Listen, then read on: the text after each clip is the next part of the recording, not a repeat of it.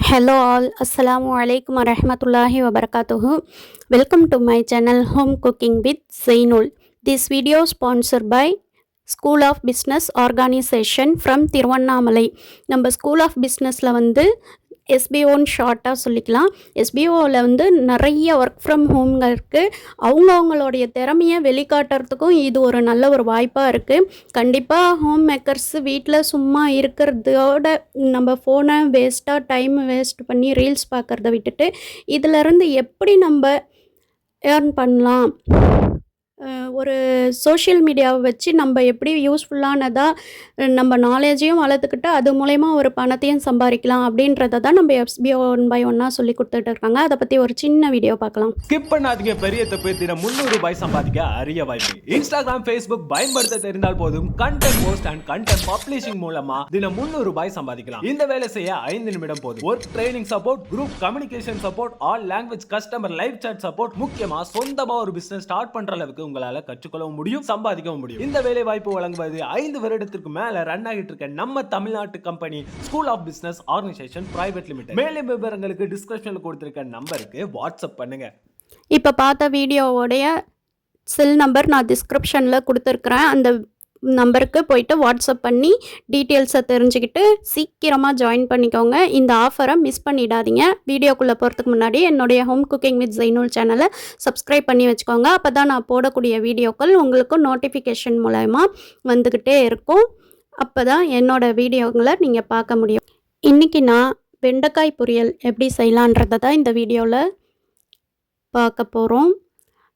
பொதுவாகவே வெண்டைக்காய் பொரியல் ரொம்ப வழவழப்பு மிக்கது, ஆனால் உடலுக்கு ரொம்பவே ஆரோக்கியம் தரக்கூடியது. நான் இப்போ வெண்டைக்காவை சின்ன சின்னதாக அரிஞ்சு வச்சுக்கிட்டேன். அதுக்கு தாளிப்புக்கு கடுகு, அப்புறம் மஞ்சள் தூள், மிளகாய் தூள், பூண்டு நசுக்கி வச்ச பூண்டு பற்கள், அப்புறம் கருவேப்பிலை, தக்காளி பழம், இதுதான் நம்ம சேர்த்து தாளிக்க போகிறோம்.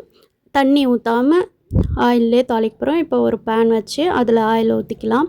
நல்லா எண்ணெய் சூடு ஏறின பிறகு கடுகு போட்டுக்கலாம். கடுகு நல்லா பொரிஞ்ச பிறகு 1 by 1 கருவேப்பிலை, நசுக்கி வச்ச பூண்டு, அப்புறம் தக்காளி பழம், இது எல்லாத்தையும் போட்டு சால்ட் போட்டு வதக்கிக்கலாம். நான் கல் உப்பு இதுக்கு போடலை, எப்பவுமே கல் உப்பு தான் யூஸ் பண்ணுவேன். பட் இதுக்கு சால்ட்டு நான் சேர்த்துக்கிறேன். காரணம் என்னென்னா நம்ம தண்ணி ஊற்ற போகிறதில்ல, சீக்கிரம் கரையாது. ஸோ அதனால் நான் சால்ட்டு போட்டு தாளிச்சிக்கிறேன். பொதுவாகவே வளவளப்பாக இருக்கிறதால யாருமே அவ்வளோவும் எடுத்துக்க மாட்டாங்க, ஆனால் உடம்புக்கு அவ்வளோவும் ஆரோக்கியம். இந்த மாதிரி ஓரளவு வளவளப்பு, நான் ரொம்ப வளவளப்பு போயிடுச்சின்னு சொல்ல மாட்டேன், ஓரளவுக்கு இல்லாமல் செய்கிறேன். இந்த மெத்தடில் நீங்களும் ட்ரை பண்ணி பாருங்கள். இப்போ தக்காளி பழம் நல்லா வதங்கி வருது. இந்த டைமில் நம்ம சால்ட் உப்பு சேர்த்து வதக்கிக்குவோம். இன்னும் கொஞ்சம் வெங்காயம் கூட சில பேர் அரைஞ்சி போட்டு செய்வாங்க, பட் நான் இப்படி தான் செய்வேன் எப்போவுமே. சில பேர் முட்டையும் உடச்சி ஊற்றுனா இன்னும் அந்த வழவழப்பு தன்மை நீங்கி நல்லா உதிரி உதிரியாக வரும். ஆனால் நான் முட்டை சேர்க்க மாட்டேன். இப்போ தக்காளி பழம் வதங்கந்தும் பூண்டு பற்களை 1 பாதியமாக நசுக்கி போடலாம். ரொம்ப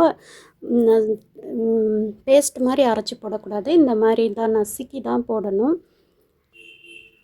நசுக்கி போட்டு நல்லா வதங்கட்டும். லோ ஃப்ளேமில். இன்னொரு காரணம் என்னென்னா, இந்த வெண்டைக்காய் பொரியல் ஹை ஃப்ளேமில் வச்சு சமைக்கவே கூடாது. ஃபுல் அண்ட் ஃபுல் லோ ஃப்ளேமில். கொஞ்சம் டைம் எடுக்கும், ஆனால் நல்லாயிருக்கும் சாப்பிட. இப்போ மஞ்சள் தூள், மிளகாய் தூள் போட்டு நல்லா கிளறிக்கலாம்.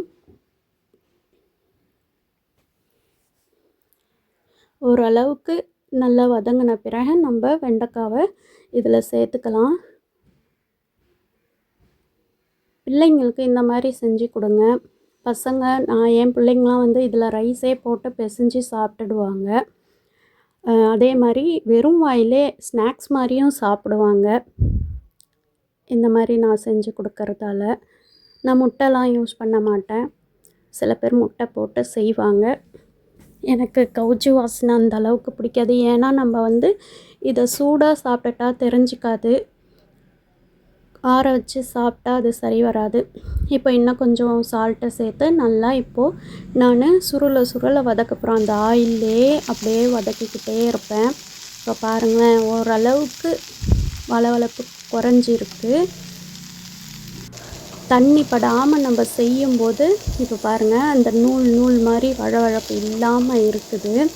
இந்த மாதிரி நீங்களும் ட்ரை பண்ணி பாருங்கள். ஆனால் லோ ஃப்ளேம்லேயே வச்சு ட்ரை பண்ணணும், சரியா? இந்த வீடியோ உங்களுக்கு ரொம்பவே யூஸ்ஃபுல்லானதாக இருக்கும்னு நினைக்கிறேன்.